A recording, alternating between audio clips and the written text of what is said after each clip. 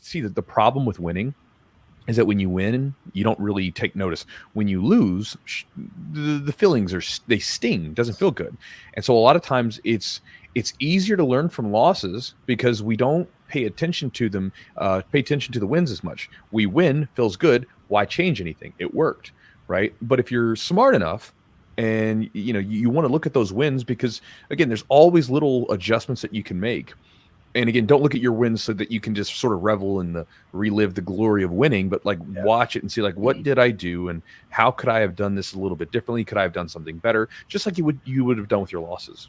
Yeah, no, that makes sense. And sometimes they even say, even like in the UFC, like it's harder to stay a champion than it is to become one. I think, just to keep that mentality and keep that drive. I think that's something too that, like you were talking about, like when you were winning those gold medals, right? It's like, what was your purpose? What was driving you? If the gold medals were kind of your goal initially, or winning, and then you were having those victories and they were coming consistently. Like, how do you think that maybe it's a good way to keep the, sword sharp, keep everything keep the motivation, or not even motivation, but like keep the intensity up, or keep progressing? I mean, that's a different. So we're talking about competitions or progressing. What are we talking about? Just in general, like think of like if you are, say your goals, like initially you were talking about winning, like getting gold, like, I want that gold medal. And you got that, and then it wasn't what it was meant to be. How did you go back and try to like reassess and figure out what your purposes were? You got to give yourself time. I think that people it's interesting. Like when people read or listen or watch movies or whatever about people, like let's say sports figures, for instance, sports figures that are going through a turbulent time with their career, trying to figure themselves out, right? And it takes a while for that person to figure things out, right?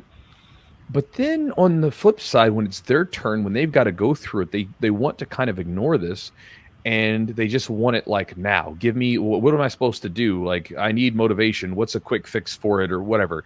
It's like you can watch the Last Dance about like Michael Jordan, and you have that period where he plays baseball. His father dies. He's not really sure what to do. Like he's already won 3 championships. Like he's stuck. Right. And so he takes a little bit of time off from basketball, and does some other stuff, and then he comes back and he's like, all right, let's win a little bit more. Right. Yeah.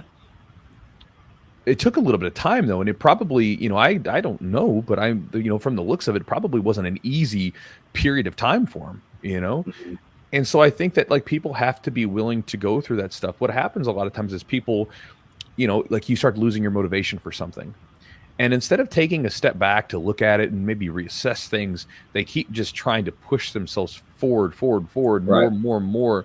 No reflection, no respite.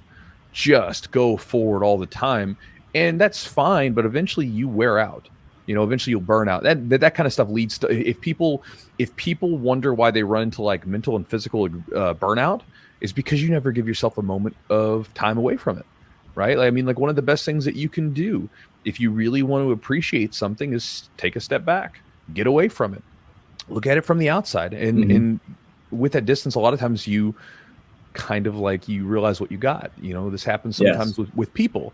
You get some distance from people. Let's say if it's a relationship or something, you spend some time away from someone, you're like, damn, I missed them. Like I missed that person a bunch. Or sometimes if people have had to have forced layoffs from jiu-jitsu due to injuries, work, career, whatever, man, I really like it. I like, and there could be right after they had a period of time of taking it for granted, right? So I think that the big thing is there are times to push it. There's a time to grind. There's a time to do all that stuff. But one of the problems that we have in our society is that we're so hell-bent on productivity, progression, all this stuff, that we forget that a part of progression, a part of growth, a part of improvement involves rest, involves distance, right? There have been periods of time, for instance, like when this has happened numerous times, where I've been forced to take a few days off to a week or so off of jiu-jitsu, right? Now, most people would be, oh God, I'm going to lose my skill or progression. I come back and I feel better.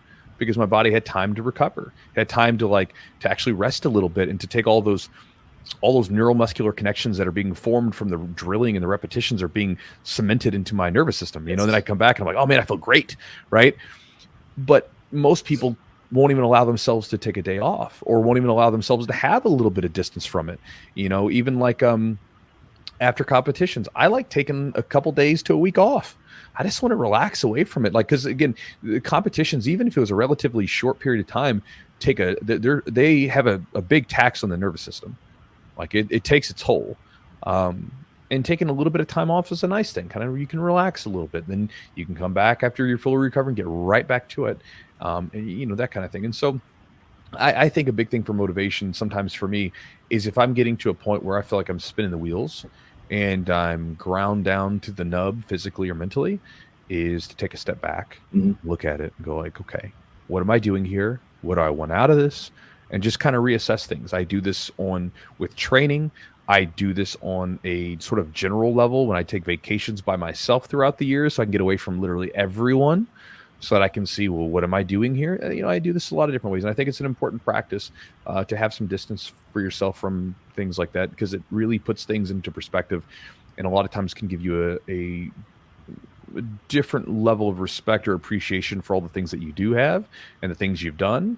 And it also can help give you clarity for the things that you want to do. Yeah. So have you read the book Stillness is the Key? Ryan Holiday. So I just started it, and he does a lot like Stoicism, those type of and some Buddhist philosophy. But basically, you're talking about taking a step back, basically stillness, right? And so I'm going to read it a little bit. This is basically on the introduction of the book. Okay. It says, the stillness that we all seek is the path to meaning, contentment, and excellence in a world that needs more of it than ever.